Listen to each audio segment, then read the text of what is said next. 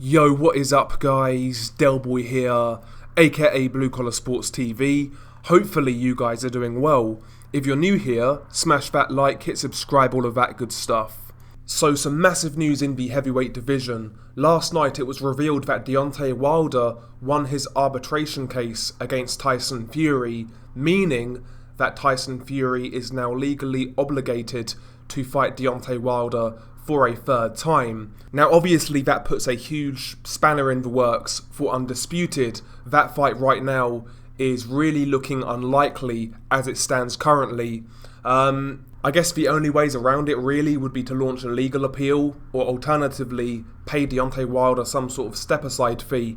But, I was actually quite surprised because to my understanding, arbitration usually resolves around financial issues. So I was assuming that Deontay Wilder was actually after a payout instead of a third fight. But it appears that Deontay Wilder is legally obligated to a third fight. Now me personally, like most people, I don't really care for a third fight, quite frankly. First fight was controversial, most people felt Tyson Fury won, and the second fight was a blowout. Tyson Fury destroyed Deontay Wilder. So those two fights really kind of made me believe that Tyson Fury is clearly the better fighter. No need for a third fight. However, if Deontay Wilder is legally entitled to a third fight, then he's entitled to that fight at the end of the day. Now, I've heard a lot of different takes on this situation, and I've heard a lot of people blame Deontay Wilder for ruining Undisputed or potentially ruining Undisputed.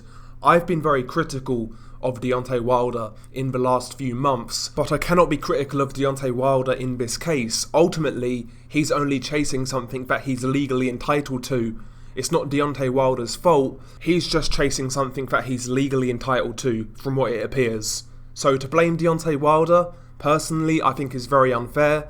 I know a lot of people out there can't stand Deontay Wilder, and for good reasons, to be honest. I'm not his biggest fan, put it that way, but I cannot blame this on him. We need to be looking at Frank Warren, Tyson Fury, and Bob Arum. They've really dropped the ball on this one. Let's be honest, they've all led us up the garden path. They've told the public that the arbitration case wasn't going to be a problem. We've heard that the rematch clause apparently expired. This all came from Tyson Fury's side. And at the end of the day, it's Fury's team's fault that Undisputed may not be happening. Basically, it's down to his team's incompetence, or who knows, maybe downright lying. Maybe this was the plan all along. I mean, I find it funny that Bob Arum has already booked a stadium in July for a potential third fight with Deontay Wilder. Who knows? Who knows? I certainly wouldn't call somebody crazy for believing that, to be honest. I just believe it's down to incompetence at the end of the day, and it is what it is. That's how I see this situation. And it's funny, actually, because people have asked me in the past why I'm not really backing a winner in Fury and Joshua, why I'm not, rooting for either guy. I don't really like either guy, to tell you the truth. But as for Tyson Fury, it's things like this. That's the reason I don't like Tyson Fury. He's not reliable. He's not a man of his word. I mean, just look at Tyson Fury before and after his comeback. The guy completely sold out to get mainstream attention, to get sponsorships, and to resume his career, basically. He's always called the man of the people, yet he's too scared to really share his political beliefs and his religious beliefs. Look at before the Klitschko fight, the things he was saying to the media compared to now. Look at how he's acting at certain weigh-ins. Look at the Sefer Seferi weigh-in, for example. He's selling out, he's sold out, he's been sold out. He's not a man of the people, and he's not a man of his word. I can't see how you can dispute that at this point. I mean, again, look at Tyson Fury before the Klitschko fight in comparison to him after his comeback. Completely different characters.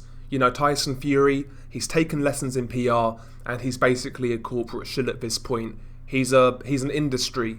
That's what Tyson Fury is now. He's exactly what Anthony Joshua is. He's exactly what he criticises Anthony Joshua for. And again, I always find it so funny when I see Tyson Fury fans say that Joshua's a corporate shill, especially since Fury's comeback. Because at the end of the day, Tyson Fury's turned into what Anthony Joshua is. The only difference is Anthony Joshua's been that way since day one. I'm talking about like since the Olympics, he's been that sort of guy. So for me, there's a lot more honesty when it comes to Anthony Joshua's approach. That's really all he's shown us, and at least he's been consistent with it, to be honest. Whereas Tyson Fury, he markets himself as the man of the people, when in reality, it couldn't be further from the truth.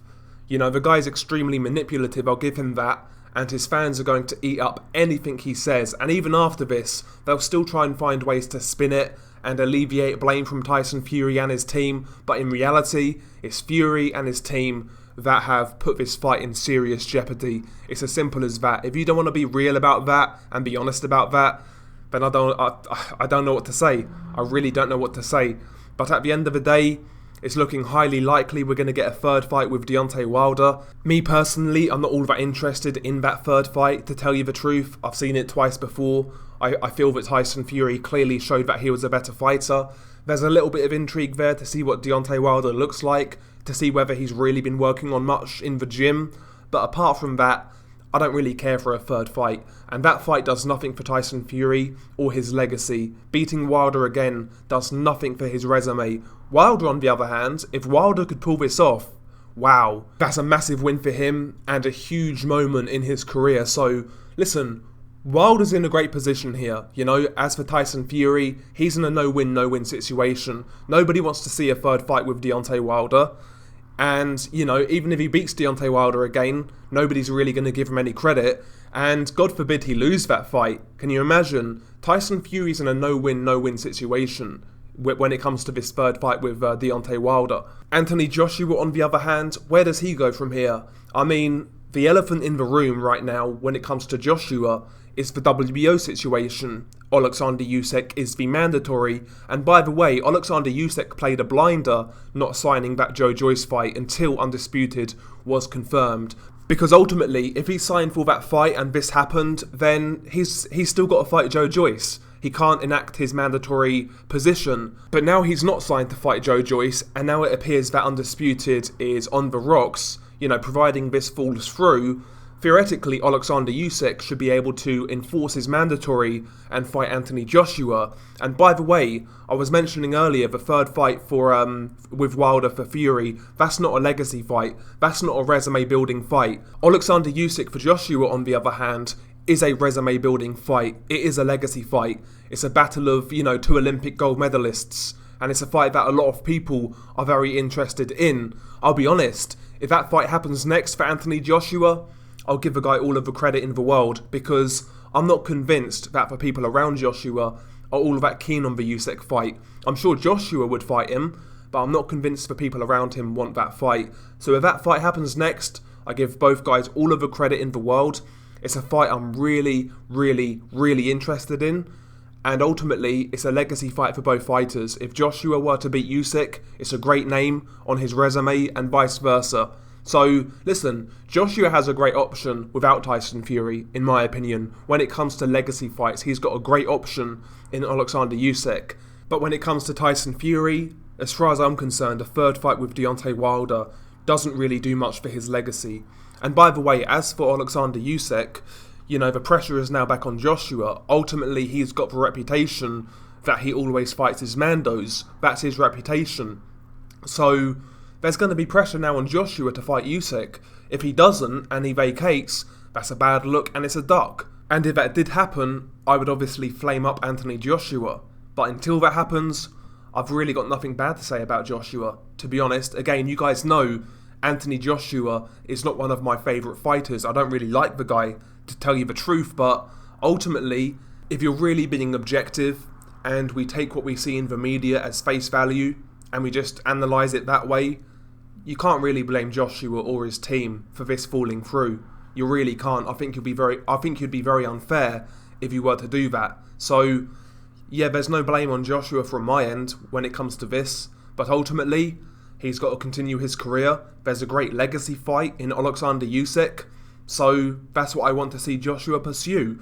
It's a fight I'm super interested in, and I'll go as far as saying that I think it's quite a good consolation prize to Joshua versus Fury. If I'm being honest, that's just how I feel about it. And yeah, all in all, I was wrong about this one. I actually really thought this fight would happen between Joshua and Fury, but now it appears that it's not happening.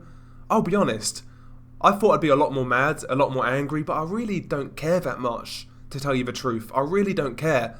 All I'm going to do is I'm going to sit back, I'm going to enjoy the fights that are happening, enjoy the good fights that are happening, and go from there, ultimately. This weekend, Taylor versus Ramirez. I'm more preoccupied with that, to be honest. That's a great fight, undisputed, at 140. Two guys who are doing it right.